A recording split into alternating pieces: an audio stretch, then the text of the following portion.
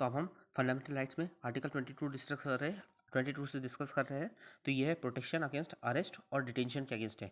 Part 1 जो है वो ऑर्डिनरी लॉ है, तो उसके केस में देता है अगर हमने कोई क्राइम कमिट किया है तो उसके बाद जो हमें अरेस्ट होता है, ये वो है। ठीक है, इसमें कुछ राइट्स है। Right to be informed, right to consult and right to be defended और right to be produce before the magistrate within 24 hours. लेकिन ये 24 आवर्स में हमारा जर्नी टाइम जो है वो एक्सक्लूड है, याद रखना है। और right to be release after 24 hours, जब तक अगर मजिस्ट्रेट ने फर्दर डिटेंशन की अथॉरिटी नहीं दी है तो। ये हो गया फर्स्ट पार्ट। सेकेंड पार्ट की बात करें तो ये प्रिवेंटिव डिटेंशन के केस में होता है। इसमें भी कुछ राइट्स कन्फर किए गए। राइट है कि इन्फॉर्म किया जाए, पर ये ग्राउंड जो है अरेस्ट का डिस्क्लोज करना जरूरी नहीं है अगर वो पब्लिक इंटरेस्ट के अगेंस्ट है तो। और साथ ही साथ right to make representation against the detention order और right to be release after 3 months. 3 month में रिलीज़ कर देना है। अमेंडमेंट लाया गया है कि 2 मंथ का हो जाना चाहिए, 2 मंथ्स के अंदर रिलीज़ कर देना चाहिए, पर वो अमेंडमेंट जो है अभी तक गेजेटेड नोटिफिकेशन नहीं हुआ, तो उसके इन्फोर्समेंट नहीं हुआ है। एप्लीकेबिलिटी की बात करते हैं तो पहले पार्ट ए जो है, मतलब फर्स्ट पार्ट जो है, ये अप्लीकेबल क्या है? राइट अवेलेबल नहीं है, एनिमी एलियन को अवेलेबल नहीं है। ये अरेस्ट हो तो इन्फॉर्म करना 24 आवर्स के अंदर मजिस्ट्रेट के फ्रंट में प्रोड्यूस करना, ये जो है एनिमी एलियन को अवेलेबल नहीं है। और not available to a person arrested और detain under the preventive detention. तो ये प्रिवेंटिव डिटेंशन में कोई अरेस्ट हुआ है तो उसके लिए भी ये अप्लीकेबल नहीं है। और इस पर क्या क्या राइट्स अवेलेबल है? पार्ट 2 में राइट अवेलेबल है सिटीजन के लिए भी और एलियन दोनों के लिए ये राइट अवेलेबल है। अगर प्रिवेंटिव डिटेंशन में अरेस्ट होती है तो ये दोनों के लिए अवेलेबल है। अब constitutional division of legislative power with respect to preventive detention. तो प्रिवेंटिव डिटेंशन में पार्लियामेंट बना सकती है और स्टेट लेजिस्लेचर बना सकती है। पार्लियामेंट एक्सक्लूसिवली बना सकती है अगर डिफेंस का मैटर है, फॉरेन अफेयर्स का मैटर है और सिक्योरिटी का मैटर है। बोथ स्टेट लेजिस्लेचर और पार्लियामेंट दोनों बना सकती है अगर सिक्योरिटी ऑफ द स्टेट का मैटर है, मेंटेनेंस ऑफ पब्लिक ऑर्डर है और maintenance of supply and service of essential community का एसेंशियल सर्विस, सप्लाई और सर्विस जो एसेंशियल है कम्युनिटी के लिए, उसका मैटर है, तो दोनों बना सकते हैं। फिर है right against exploitation. Right against exploitation में आर्टिकल 23 एंड 24 आते हैं। आर्टिकल 23 जो है ये प्रोहिबिट करता है ट्रैफिकिंग ह्यूमन बींग में और फोर्स लेबर में। तो ये ट्रैफिक के बारे में है, ट्रैफिकिंग के बारे में है, ह्यूमन बींग और फोर्स लेबर। और 424 जो है वो चाइल्ड लेबर को प्रोहिबिट करता है, एम्प्लॉयमेंट चिल्ड्रन का फैक्ट्री में। तो पहले हम 23 की बात करते हैं। 23 जो है वो ट्रैफिकिंग को प्रोहिबिट करता है, ट्रैफिकिंग को, बेकार को, फोर्स लेबर को और अदर सिमिलर फोर्स लेबर को। ये सिटीजन नॉन सिटीजन दोनों को अप्लीकेबल है। ये प्रोटेक्ट करता है इंडिविजुअल को स्टेट के अगेंस्ट और प्राइवेट पर्सन के अगेंस्ट, दोनों के अगेंस्ट। कुछ एक्सेप्शन है। पब्लिक पर्पस के लिए स्टेट जो है इम्पोज कर सकता है कंपलसरी सर्विस, जैसे कि military service, social service, public purpose के लिए। ठीक है, लेजिस्लेशन बनाया गया है चेक करने के लिए ह्यूमन ट्रैफिकिंग को, जैसे immoral trafficking act, bonded labour system abolition act है, जुवेनाइल जस्टिस एक्ट है। ठीक है, अब आर्टिकल 24 की बात करेंगे तो आर्टिकल 24 जो है वो प्रोहिबिट करता है चाइल्ड लेबर को। चाइल्ड बिलो 14 ईयर एज है तो उससे चाइल्ड लेबर प्रोहिबिट होता है। फैक्ट्री में, वाइंस में और एनी अदर हैजार्डस एम्प्लॉयमेंट में ये अप्लीकेबल है सभी चिल्ड्रन को, regardless of their citizenship. Children का सिटीजनशिप क्या है वो मैटर नहीं करता है, ये जो है अप्लीकेबल है सभी को। आर्टिकल 24 जो है ये चिल्ड्रन का जो सिटीजनशिप है वो मैटर नहीं करता है, ये सभी के लिए अप्लीकेबल है। और नो प्रोहिबिशन फॉर हार्मलेस और इनोसेंट वर्क। कोई हार्मलेस और इनोसेंट वर्क करते हैं तो उसमें प्रोहिबिट नहीं करता है इसको। हार्मलेस और इनोसेंट वर्क को प्रोहिबिट नहीं करता है। चाइल्ड लेबर मतलब एक चाइल्ड जो है सिनेमेटिक वर्क में इंगेज हो सकता है, अदर वर्क में इंगेज हो सकता है जो हजारडस नहीं है, हार्मफुल नहीं है, नॉन स्कूल आवर्स में।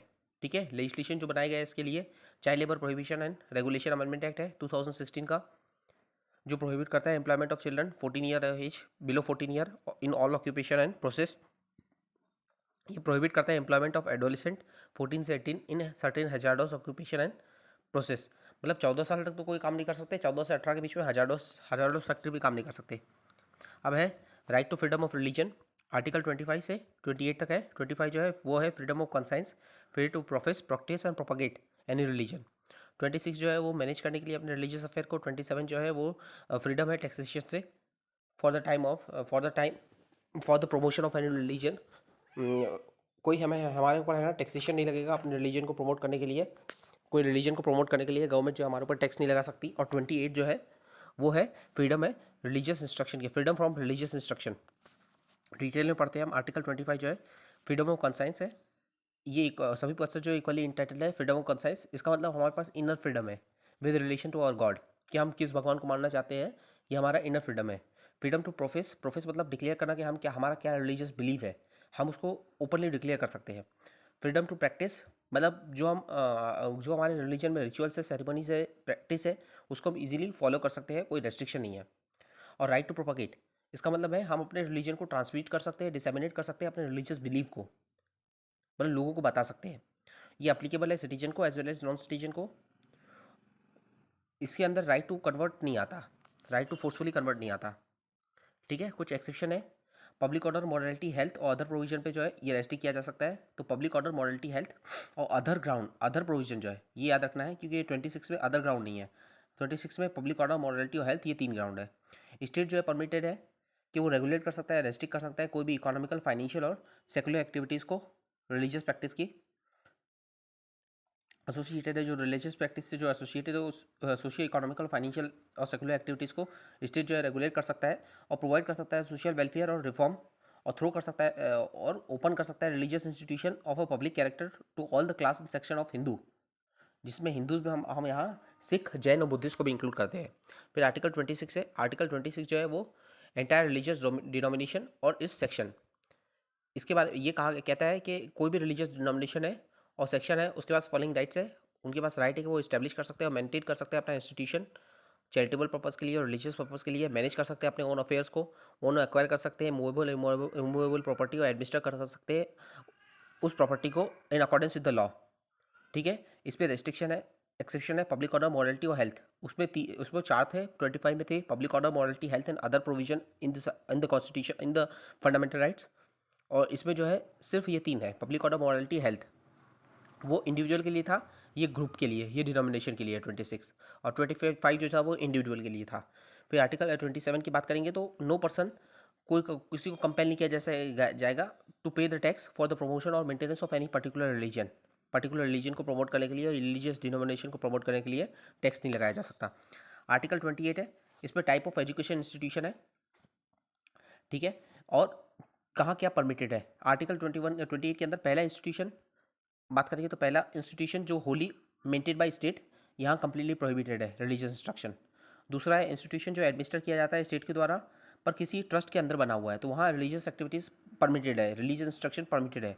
तीसरा इंस्टीट्यूशन जो रिकॉग्नाइज किया गया है खाली स्टेट के द्वारा, यहाँ वॉलंटरी बेस पे हो सकता है इंस्टीट्यूशन, वॉलंटरी बेस पे जो है लोगों की परमिशन से वहाँ रिलीजियस इंस्ट्रक्शन दे सकता है। और चौथा है इंस्टीट्यूशन जो रिसीव करता है एड स्टेट से, वो भी वॉलंटरी बेस पे कर सकता है, यहाँ भी कंसेंट रिक्वायर्ड है।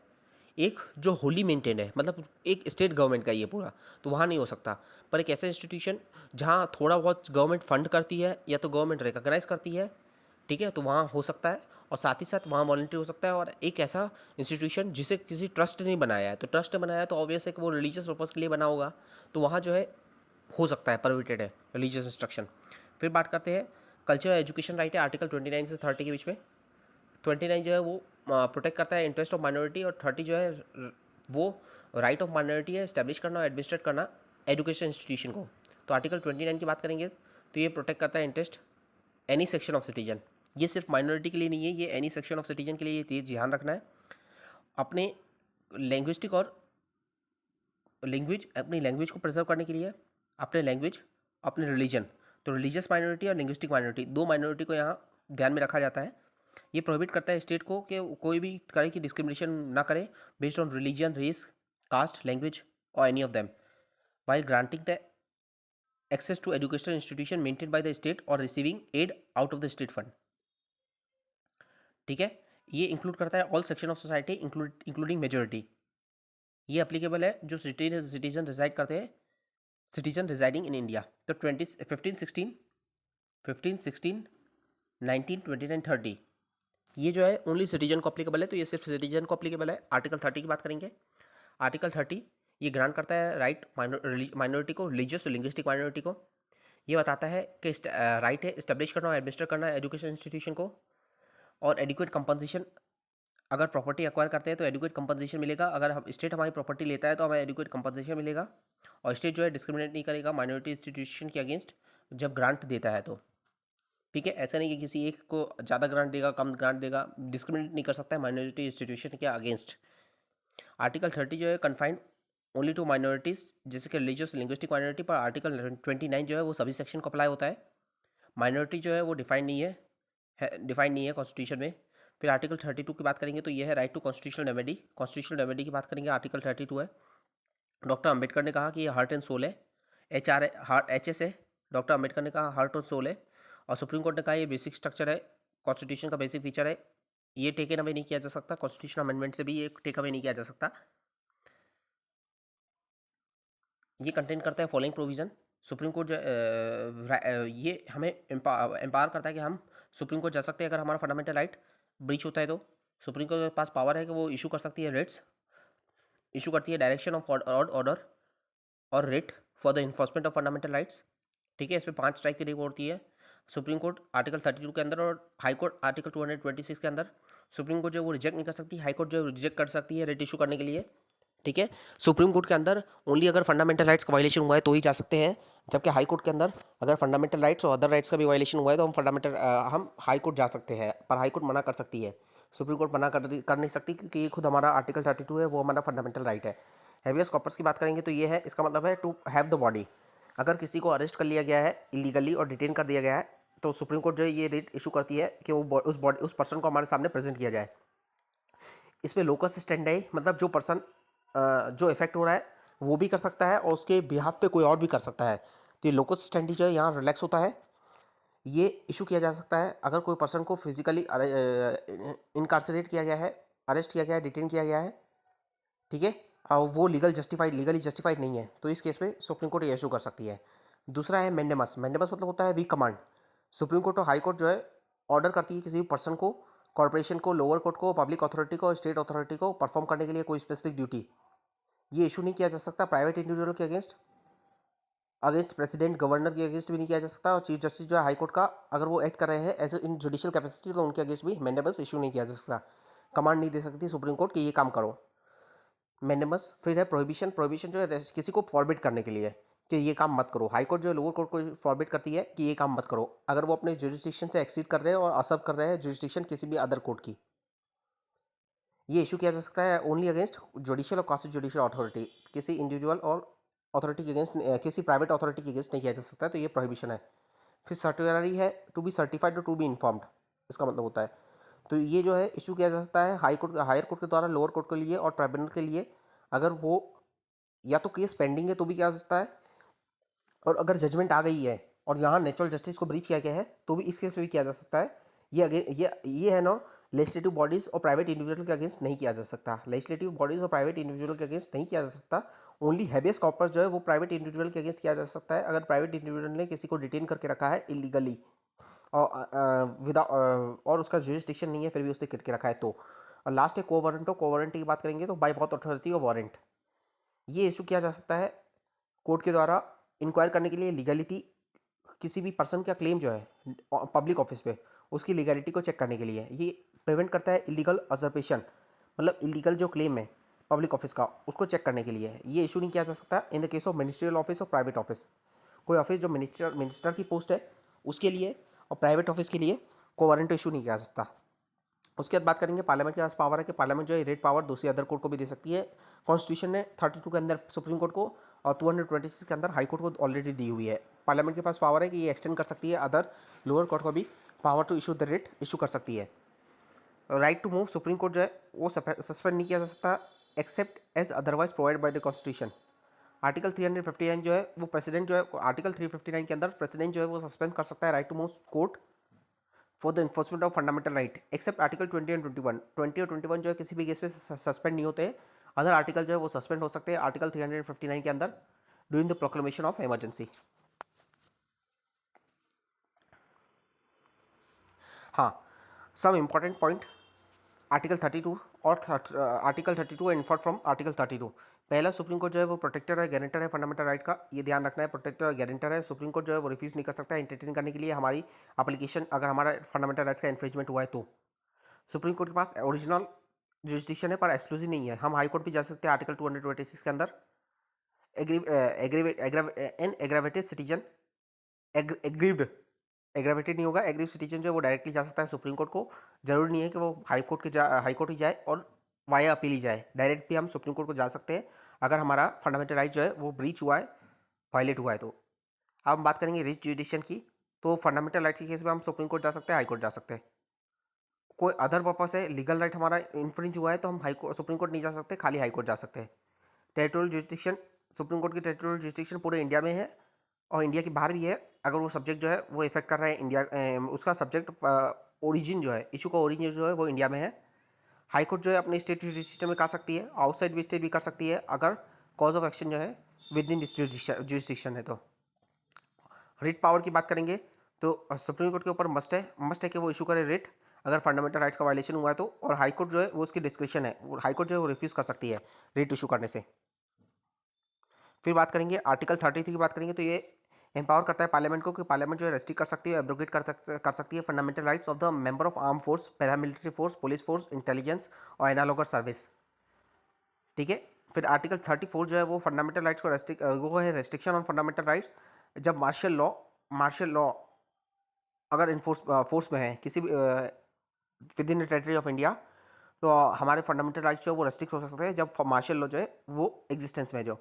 आर्टिकल 35 की बात करेंगे तो ये पार्लियामेंट को पावर देता है कि खाली parliament, only parliament, state legislature नहीं, खाली पार्लियामेंट जो है वो बना सकती है law to give the effect to certain specified fundamental rights, prescribe कर सकती है जैसे कि residence as a condition for job. तो पार्लियामेंट के पास खाली पावर है कि पार्लियामेंट जो है वो एज अ रेजिडेंस जो है वो प्रेस्क्राइब कर सकती है आर्टिकल 16 के अंदर, और आर्टिकल 17 के अंदर पनिशमेंट के प्रेस्क्राइब कर सकती है। अनटचेबिलिटी अगर हम प्रैक्टिस करते हैं तो क्या पनिशमेंट होगी, वो भी पार्लियामेंट के पास सोली पावर है। फिर बात करेंगे कुछ राइट्स हमें दिए गए हैं कॉन्स्टिट्यूशन के द्वारा जो आउटसाइड फंडामेंटल राइट्स है, इसे हम लीगल राइट्स और कॉन्स्टिट्यूशनल राइट कहेंगे पर फंडामेंटल राइट्स नहीं कहेंगे। जैसे कि आर्टिकल 265 के अंदर हमारे ऊपर कोई भी टैक्स नहीं लिया लगा जाएगा except by authority of law. Article 300 जो है ये नो पर्सन, किसी पर्सन को डिप्राइव नहीं किया जा सकेगा उसकी प्रॉपर्टी से। पहले ये हमारा कॉन्स्टिट्यूशनल राइट था, जिससे हम जो हमने फंडामेंटल राइट 19 के अंदर एफ जो कहा था कि एफ को हटा दिया गया है, तो एफ में ये था, पर 44th अमेंडमेंट एक्ट से इसे हटा दिया गया। 19(1) एफ था, अब ये हमारा और 31 में भी ये था। 31 आर्टिकल 31 जो है वो भी राइट टू प्रॉपर्टी था, अब ये हटाकर 44th अमेंडमेंट एक्ट से ये 300A में इंक्लूड कर दिया गया है। तो राइट टू प्रॉपर्टी जो है वो एक लीगल राइट है और कॉन्स्टिट्यूशनल राइट है, पर फंडामेंटल राइट नहीं है। और तीसरा राइट हम बात करेंगे तो तीसरा राइट है आर्टिकल 301 के अंदर। आर्टिकल 301 ये बात करता है ट्रेड, कॉमर्स और intercourse through out the territory of India जो है वो फ्री होगा, कोई रेस्ट्रिक्शन नहीं होगा। रेस्ट्रिक्शन हो सकता है सर्टेन, कुछ एक्सेप्शन है, अदरवाइज फ्री होगा, ट्रेड जो है वो फ्री होगा। उसके अलावा आर्टिकल 326 ये हमें राइट देता है कि हम इलेक्शन की राइट देता है, यूनिवर्सल एडल्ट सफरेज। और in case of right outside part 3 aggrieved person जो है वो डायरेक्टली सुप्रीम कोर्ट नहीं जा सकता, वो जो है हाई कोर्ट जा सकता है by an ordinary suit under article 226। ठीक है। सुप्रीम कोर्ट अगर फंडामेंटल राइट का वायलेशन होता है तो ये हम जा सकते हैं। अब हम बात करेंगे फंडामेंटल ड्यूटीज़ की बात करेंगे, तो कुछ इंपॉर्टेंट इन्फॉर्मेशन, ये ओरिजिनल कॉन्स्टिट्यूशन में नहीं था, स्वर्ण सिंह कमेटी की रिकमेंडेशन 1976 में आई। 10 फंडामेंटल ड्यूटीज़ जो है पार्ट 4A में इंक्लूड की गई article 51A 42nd constitution amendment act से 1976 में। रिकमेंडेशन कुछ स्वर्ण सिंह कमेटी ने रिकमेंडेशन दी थी जैसे कि ड्यूटी टू पे टैक्स, पेनल्टी हो अगर हम नॉन कंप्लायंस हो, फंडामेंटल ड्यूटी का नॉन कंप्लाई करें तो पेनल्टी हो। इन दोनों ड्यूटीज़ को इनकॉर्पोरेट नहीं किया गया, मतलब टैक्स पे करने की और नॉन कंप्लायंस के बेस में पनिशमेंट की जो पनिशमेंट के लिए पनिशमेंट हो, इसको इंक्लूड नहीं किया गया, इनकॉर्पोरेट नहीं किया गया। और फर्दर 86th अमेंडमेंट एक्ट से एक और फंडामेंटल ड्यूटी ऐड की गई, अब हमारी 11 फंडामेंटल ड्यूटी है तो one more fundamental duty add की गई। जापानीज कॉन्स्टिट्यूशन जो है वो perhaps only other democratic country है इंडिया के अलावा जिसको जो फंडामेंटल ड्यूटीज़ जो है वो इंक्लूड करता है। कुछ फंडामेंटल ड्यूटीज़ है, डायरेक्ट पूछ लेता है क्वेश्चन पेपर में कि क्या क्या फंडामेंटल ड्यूटीज़ है। तो पहला है कि अबाइड करना है कॉन्स्टिट्यूशन और रिस्पेक्ट करना है इसके आइडियल्स और इंस्टीट्यूशन को, national flag and national anthem. तो national flag and national anthem की बात है, नेशनल सॉन्ग की बात नहीं है इसमें। तो नेशनल फ्लैग है और नेशनल एंथम है, ये दो चीज़ें याद रखनी है। और आइडियल्स इंस्टीट्यूशन है। तो पहला है अबाइड करना है, दूसरा है चेरिश करना है, फॉलो करना है नोबल आइडियाज़ जिन्होंने इंस्पायर किया है नेशनल स्ट्रगल, इंडिया के नेशनल स्ट्रगल को जिन्होंने इंस्पायर किया है। फिर तीसरा है अपहोल्ड करना है और प्रोटेक्ट करना है sovereignty, unity and integrity of India. तीसरा है सोवरेनिटी, यूनिटी, इंटीग्रिटी। दूसरा था नेशनल फ्रीडम स्ट्रगल की आइडियल्स को प्रमोट करना है, अपहोल्ड करना है, चेरिश करना है। चौथा है डिफेंड करना है कंट्री को, तो डी है डिफेंड करना है और रेंडर करना है national service when called upon two do so. पांचवा है हार्मोनी ब्रदरहुड को प्रमोट करना है और रेनाउंस करना है ऐसी प्रैक्टिस को जो डेरोगेटरी है टू डिग्निटी ऑफ वुमेन। तो यहाँ वुमेन की बात है, डाइवर्सिटी की बात है, ठीक है, और इसमें हम जो ब्रदरहुड की बात करते हैं। फिर एफ छठवा जो है, सिक्स जो है, एफ जो है वो बात करता है अब याद रखना है HE ही SP एक्सेल, मतलब ही से है हेरिटेज, छठवा है हेरिटेज, सातवां है इन्वायरमेंट, S से है साइंटिफिक टेम्पर, P से है प्रॉपर्टी पब्लिक प्रॉपर्टी, HESP ही SP, और लास्ट है एक्सेल एक्सेल। तो ही हेरिटेज है, इन्वायरमेंट है, H से हेरिटेज, E से इन्वायरमेंट, S से साइंटिफिक टेम्पर, P से पब्लिक प्रॉपर्टी और X से है excellence, to strive for the excellence in different walk of the life और डिफरेंट स्फीयर। तो हम ये पढ़ लेते हैं। तो देखो पहला है ई से हेरिटेज को प्रिजर्व करना है और कंपोजिट कल्चर को प्रिजर्व करना है। फिर जी है प्रोटेक्ट करना है, इंप्रूव करना है हमारे इन्वायरमेंट को, फॉरेस्ट को, लेक को, रिजर्व को, रिवर को, वाइल्ड लाइफ को, और have compassion for living creature. फिर एच है साइंटिफिक टेम्पर को प्रमोट करना है, ह्यूमनिज्म को, spirit of inquiry and reform को। आई जो है वो पब्लिक प्रॉपर्टी और वो प्रोटेक्ट करना है, सेफगार्ड करना है, एब्जर्व करना है वायलेंस को। और जे जो है वो towards excellence in all sphere of individual and collective activity so that the nation constantly rise to higher level of endeavor and achievement। और लास्ट है जो 86 अमेंडमेंट एक्ट से इंक्लूड हुई, जैसे हमने पढ़ा था। तो लास्ट जो ड्यूटी है वो है कि पेरेंट और guardian to provide the opportunity for education to his child 6 से 14 की ईयर के अंदर जो है। अब हम बात करेंगे फीचर फंडामेंटल ड्यूटीज़ के कुछ फीचर फंडामेंटल ड्यूटीज जो है आर मोरल ड्यूटीज है। सम फंडामेंटल ड्यूटीज जो है कुछ मोरल है और कुछ सिविक है, जैसे कि चेरिश करना नोबल आइडियाज़ को, ये एक मोरल प्रिंसिप्ट है। पर रिस्पेक्ट करना कॉन्स्टिट्यूशन को, नेशनल फ्लैग को और नेशनल एंथम को, ये सिविक ड्यूटी है। ये पहला पॉइंट हो गया। दूसरा, तो मतलब कुछ मोरल है और कुछ सिविक ड्यूटी है। फंडामेंटल ड्यूटीज जो है वो ओनली सिटीजन पे अप्लाई है, फॉरेनर पे अप्लाई नहीं है। फंडामेंटल ड्यूटीज जो है DPSP की तरह है, ये नॉन जस्टिसेबल है। पार्लियामेंट जो है फ्री है इन्फोर्स करने के लिए, पर ये जस्टिसेबल नहीं है। ठीक है, मतलब अगर हम इसको फॉलो नहीं करते तो ज़रूरी नहीं है कि हमें कोर्ट में घसीटा जाए, घसीटा नहीं जा सकता। कोर्ट में ये नहीं कहा सकता कि इसने ये फंडामेंटल ड्यूटी वो फॉलो नहीं की। सिग्निफिकेंस की बात करेंगे तो ये हेल्प करती है कोर्ट को एग्जामिन करने के लिए लीगैलिटी और डिटरमाइन करती है कॉन्स्टिट्यूशनल वैलिडिटी किसी भी लॉ की। ये जो है सर्व करती है source of inspiration for citizen और प्रमोट करती है सेंस ऑफ डिसिप्लिन और कमिटमेंट। डिसिप्लिन और कमिटमेंट जो है वो प्रमोट करती है अमंग पीपल। अब हम बात करेंगे DPSP की बात करेंगे, directive principle of state policy की बात करेंगे। तो ये आर्टिकल 36 से 51 के अंदर है। तो 36 जो है वो डिफाइन करता है स्टेट क्या होता है इसको। 37 जो है ये डिफाइन करता है पार्ट 4 में of the Indian constitution shall not be enforceable in any court of law. ये इन्फोर्सेबल नहीं है, बताता है कि DPSP जो है वो इन्फोर्सेबल नहीं है और जस्टिसेबल नहीं है। मतलब अगर इसका गवर्नमेंट जो इसको इन्फोर्स नहीं करती है तो हम कोर्ट में नहीं जा सकते कि भाई गवर्नमेंट ने ये एक्शन नहीं किया है। ये गवर्नमेंट की जो रिसोर्स है और कैपेसिटी है उसके ऊपर डिपेंड करता है। आर्टिकल 38 जो है वो सोशल पॉलिटिकल और इकोनॉमिक जस्टिस की बात करता है, सोशल पॉलिटिकल इकोनॉमिक जस्टिस की बात करता है। 39 जो है वो प्रिंसिपल ऑफ पॉलिसीज की बात करता है। 39A जो है वो लीगल एड की बात करता है। 40 जो है वो पंचायत की बात करता है। 41 जो है वेलफेयर एक्टिविटीज़ की बात करता है, वेलफेयर गवर्नमेंट की बात करता है। 42 जो है वो जस्ट ह्यूमन वर्किंग कंडीशन और मैटरनिटी रिलीफ की बात करता है। 43 जो है वो लिविंग वेजेस और डिसेंट स्टैंडर्ड ऑफ लिविंग की बात करता है। 43A जो है वो वर्कर का पार्टिसिपेशन मैनेजमेंट में। 43B जो है वो कोऑपरेटिव की बात करता है। 44 जो है वो यूनिफॉर्म सिविल कोड की बात करता है। 45 जो है वो अर्ली चाइल्डहुड केयर 6 साल तक के लिए। 46 जो है वो SC ST और अदर वीकर सेक्शन के लिए प्रोटेक्शन की बात करता है। 46 जो है वो प्रोटेक्शन की बात करता है। 47 जो है वो न्यूट्रिशन की बात करता है, स्टैंडर्ड ऑफ लिविंग और पब्लिक हेल्थ की बात करता है। 48 जो है वो साइंटिफिक एग्रीकल्चर और एनिमल हस्बेंड्री की बात करता है।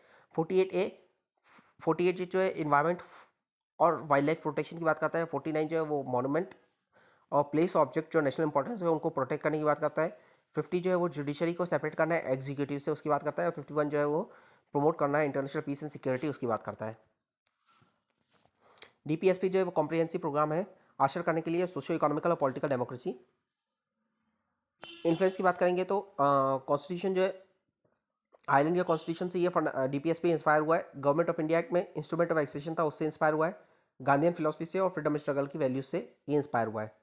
अमेंडमेंट की बात करेंगे तो सिंस इंडियन कॉन्स्टिट्यूशन जो है फोर्स पे आया, कई सारे अमेंडमेंट हुए, एडिशन हुए, मॉडिफिकेशन हुए पार्ट 4 में, नाइन्टी प्रिंसिपल और स्टेट पॉलिसी में। पहला है आर्टिकल 38(2) ये अमेंड किया गया 44th अमेंडमेंट एक्ट से। इसमें मिनिमाइज करना है, इनइक्वालिटी को मिनिमाइज करने के लिए कहा गया है। इनइक्वालिटी को मिनिमाइज करने के लिए 44th अमेंडमेंट एक्ट से 38 क्लॉज 2 में ऐड किया गया है। उसके अलावा 39F ये बात करता है चिल्ड्रन के राइट के लिए, चिल्ड्रंस के राइट के लिए बात करता है। तो ये 40 सेकेंड से किया गया, तो 40 सेकेंड से 4 इंक्लूड हुए, तो ये एक हुआ है ये। दूसरा 39A लीगल एड की बात करता है, तो फ्री लीगल एड ये भी 40 सेकेंड अमेंडमेंट एक्ट से हुआ है। तीसरा बात करेंगे तो 43A में वर्कर का पार्टिसिपेशन मैनेजमेंट में, ये भी 42nd अमेंडमेंट एक्ट से हुआ है। और लास्ट जो है 48A ये फॉरेस्ट और वाइल्ड लाइफ के लिए जो है, वो भी फॉरेस्ट और वाइल्ड लाइफ के प्रोटेक्शन के लिए जो है, ये भी 42nd अमेंडमेंट एक्ट से इंक्लूड हुआ है। उसके अलावा बात करेंगे तो 97th अमेंडमेंट एक्ट से जो है वो 43B मतलब कोऑपरेटिव जो है, कोऑपरेटिव सोसाइटी 43B ये 97th अमेंडमेंट एक्ट से हुआ है। और 86th अमेंडमेंट एक्ट से ये 45th हुआ है। 45th एक्ट जो है वो अमेंड हुआ है। 45th आर्टिकल जो है वो अमेंड हुआ है। इस पर कहा गया है कि चाइल्ड 6 साल के नीचे जो है उनके लिए वेलफेयर की बात की गई है, प्रोटेक्शन की बात की गई है, अर्ली चाइल्डहुड केयर की बात की गई है। अब हम बात करेंगे कैरेक्टरिस्टिक से बात करेंगे, तो ये आइडिया है टू बी जो स्टेट को फॉलो करनी है, ये नॉन इन्फोर्सेबल है, ये लिमिटेशन है, लिमिट करते हैं, आर्बिट्री पावर जो स्टेट की उसको लिमिट करते हैं, ये एम्पलीफाई करते हैं, प्रीएम्बल के विजन को एम्पलीफाई करते हैं, ये मोरल ऑब्लिगेशन है, ये क्रिएट करते हैं वेलफेयर स्टेट को। तो कैरेक्टरिस्टिक्स जो है वो इंपॉर्टेंट है, हम मेंस में आंसर क्वेश्चन पूछता है तो पहला है ये आइडियाज़ है जो स्टेट को फॉलो करने, ये नॉन इन्फोर्सेबल है, ये लिमिटेशन है, आर्बिट्री पावर जो स्टेट की उस पर, ये एम्पलीफाई करता है प्रीएम्बल के विजन को, ये मोरल ऑब्लिगेशन है, ये क्रिएट करता है वेलफेयर स्टेट को। क्लासिफिकेशन की बात करेंगे तो डीपीएसपी गांधीयन है, गांधीयन प्रिंसिपल है, सोशलिस्ट है और लिबरल है। तो गांधीयन की बात करेंगे तो इस पर आता है 40, 43, 43B, 46, 47 और 48। सोशलिस्ट में बात करेंगे तो 38, 39A, 41, 42, 43, 43 एंड 47। तो पहले बात याद रखना, पहले जो है सोशलिस्टिक है, बीच में फिर गांधीयन वैल्यूज आई, फिर सोशलिस्टिक आई, सोशलिस्टिक गांधीयन फिर सोशलिस्टिक, और लास्ट जो है वो लिबरल वैल्यूज है। ठीक है, लिबरल वैल्यूज है। एक ब्रॉडर अंडरस्टैंडिंग ऐसे डेवलप कर सकते हैं। फिर हम बात करते हैं मेंस इशू में बात करेंगे तो रीज़न फॉर नॉन इन्फोर्सेबल, क्यों ये जो डीपीएसपी है नॉन इन्फोर्सेबल है, रिसोर्स कम है इसलिए, लोगों के अंदर लिटरेसी नहीं है, पार्टीशन का इन्फ्लुएंस था इसलिए, और डाइवर्स है हमारी सोसाइटी का सेक्शन जो वो डाइवर्स है। उसके बाद बात करेंगे यूनिफॉर्म सिविल कोड आर्टिकल 44 के अंदर है, ये सेट करता है सेट ऑफ पर्सनल लॉज जो सिटीजन जो है which apply on all citizen equally regardless of their religion. Uniform civil code बात करता है कि पर्सनल लॉ जो है सबके लिए सेम होंगे, किसी का एक रिलीजन का एक पर्सनल लॉ नहीं होगा, सबके लिए सेम कॉमन सिविल लॉज होंगे। आर्ग्यूमेंट क्या है फेवर यूनिफॉर्म सिविल कोड के लिए, ये हेल्प करेगा इक्वालिटी स्टैब्लिश करने के लिए, इक्वालिटी बिफोर लॉ, ये फैसिलिटेट करेगा वुमेन के एम्पावरमेंट को, दूसरा पॉइंट। तीसरा ये रिड्यूस करेगा वोट बैंक पॉलिटिक्स को रिड्यूस करेगा। चौथा ये रिड्यूस करेगा रूल ऑफ इन्फॉर्मल बॉडीज़ जैसे कि खाप पंचायत, और ये हेल्प करेगा मॉडर्नाइज करने के लिए, सोसाइटी को मॉडर्नाइज करने के लिए हेल्प करेगा। ये हो गया यूनिफॉर्म सिविल कोड के फेवर में। अगेंस्ट में क्या आर्ग्यूमेंट है, यहाँ हमारे पास लॉन्ग हिस्ट्री है, पर्सनल लॉ की लॉन्ग हिस्ट्री है, तो डिफिकल्ट है उसको हटाना, एक ब्रॉडर कंसेंसस की ज़रूरत है, पॉलिटिकल विल लैक करते हैं हम, और ड्राफ्ट करना integrated personal law for heterogeneous group जो है वो चैलेंजिंग है। हमारे यहाँ सोसाइटी जो वो हेट्रोजीनियस है, मोनोलिथिक सोसाइटी नहीं है, हेट्रोजीनियस सोसाइटी है, तो एक कॉमन लॉ सबके लिए फ्रेम करना एक डिफिकल्ट टास्क है। वे फॉरवर्ड ये है कि कंसेंसस ओरिएंटेड होना चाहिए, वेल डिस्कस्ड होना चाहिए, वाइडली इंक्लूसिव होना चाहिए, इंक्लूसिव कंसेंसस ओरिएंटेड होना चाहिए, वेल डिस्कस्ड होना चाहिए और वाइडली इंक्लूसिव होना चाहिए। अब हम बात करेंगे डीपीएसपी और फंडामेंटल राइट्स के बीच में। डीपीएसपी आयरलैंड से, ये नॉन इन्फोर्सेबल है, सोशियो इकोनॉमिक डेमोक्रेसी को प्रमोट करता है, ये ग्रुप सेंट्रिक है और ये पॉजिटिव ऑब्लिगेशन है स्टेट पे। जबकि फंडामेंटल राइट्स यूएसए से है, ये इन्फोर्सेबल है, ये पॉलिटिकल डेमोक्रेसी को प्रमोट करता है, सिविल राइट को प्रमोट करता है, ये इंडिविजुअल सेंट्रिक है और ये प्रोहिबिट करता है स्टेट को, और प्रोहिबिट करता है स्टेट को, एम्पावर करता है इंडिविजुअल को। क्रिटिसिज्म की बात करेंगे डीपीएसपी की, क्रिटिसिज्म क्या है, ये इन्फोर्सेबल नहीं है, लॉजिकली अरेंज्ड नहीं है, क्लैरिटी नहीं है, जैसे पब्लिक ऑर्डर क्या होता है, मोरालिटी क्या होता है, डिसेंसी क्या होता है, इसकी क्लैरिटी नहीं है, ये रिएक्शनरी नेचर का है, ये रेस्ट्रिक्ट करता है, नेगेटिव नेचर का है, नेगेटिव ऑब्लिगेशन है। नहीं है तो ये पॉजिटिव ऑब्लिगेशन जो है पॉजिटिव है, पर रिसोर्स क्रंच है, रिसोर्स क्रंच है, ये इन्फोर्सेबल नहीं है, क्लैरिटी नहीं है और कॉन्स्टिट्यूशनल कॉन्फ्लिक्ट है। मतलब किसी में कहता है कि ये करना है और उस दूसरे आर्टिकल में कह देता है कि ये नहीं करना है, ठीक है, या फिर ये कॉन्ट्राडिक्ट करता है फंडामेंटल राइट से, तो उस पर क्या होता है, फिर क्लैश आ जाता है। जैसे कि अगर एक एक बोलता है कि जैसे हम बात करें तो राइट टू प्रॉपर्टी है, और एक आर्ट इस पर डीपीएस पे कहता है कि प्रिवेंट करना है, आर्टिकल 38 सी के अंदर बोलता है प्रिवेंट करना है कंसंट्रेशन ऑफ वेल्थ, और राइट टू प्रॉपर्टी भी है, तो दोनों क्लैश कर सकते हैं, ये आइडियाज तो क्लैश कर सकते हैं, ठीक है। अब बात करेंगे सिग्निफिकेंस क्या है, तो ये एक यूजफुल बीकन है, ये यूजफुल बीकन है जो प्रोवाइड करता है लाइट कोर्ट को, ये विजन देता है, वेलफेयर स्टेट के लिए विजन देता है, ये पॉजिटिव ऑब्लिगेशन है, स्टेट के ऊपर पॉजिटिव ऑब्लिगेशन है। चौथा, ये गाइड करता है एग्जीक्यूटिव को, एडमिनिस्ट्रेशन में एग्जीक्यूटिव को गाइड करता है। पांचवा, ये फैसिलिटेट करता है इस्टेब्लिश करने के लिए फ्रेंडली रिलेशन फॉरेन कंट्री से। छठवा, ये सर्व करता है एज ए स्टैंडर्ड और crucial test for the performance of governance, और गवर्नमेंट के परफॉर्मेंस को हम असेस कर सकते हैं, और ये सप्लीमेंट करता है हमारे फंडामेंटल राइट्स को, ये सप्लीमेंट करता है। फंडामेंटल राइट्स से रिलेशन क्या है, directive principle of state policy का चंपाकत दोराई केस पे सुप्रीम कोर्ट ने कहा कि डीपीएसपी जो है वो कन्फर्मिटी में फंडामेंटल राइट्स से, फंडामेंटल राइट्स जो है वो अमेंड किए जा सकते हैं इंप्लीमेंट करने के लिए डीपीएसपी को, चंपाकम दोराईजन है। गुलोक में सुप्रीम कोर्ट ने कहा कि हमारी जो पुरानी जजमेंट है चंपाकम दोराईजन की, हम उसको ओवरटर्न करते हैं, डीपीएसपी को इंप्लीमेंट करने के लिए फंडामेंटल राइट को अमेंड नहीं कर सकते, फंडामेंटल राइट जो वो सुप्रीम है, ट्रांसेंडेंटल है, और इसे अब्रेज नहीं किया जा सकता। फिर इस जजमेंट को देखते हुए फिर पार्लियामेंट ने जो है 25th अमेंडमेंट एक्ट लाया, उसमें पार्लियामेंट ने 25th अमेंडमेंट एक्ट से कहा 31C इंक्लूड किया, 31B और 31C इंक्लूड किया, इसलिए कहा पार्लियामेंट ने कि अगर हम 39B और C 39B और C जो है वो सुप्रीम है, 39B जो है वो बात करता है कि इक्वल डिस्ट्रीब्यूशन, वेल्थ का इक्वल डिस्ट्रीब्यूशन को बात करता है 39B, और C जो है वो कंसंट्रेशन की बात करता है, चेक करना है कंसंट्रेशन। तो अगर हम इन दोनों की बात करते हैं 39B और C, तो 39B और C जो है वो आते हैं, तो आर्टिकल 14, 19 जो है वो हट जाते हैं, तो मतलब 39B और C जो है वो सुप्रीम है।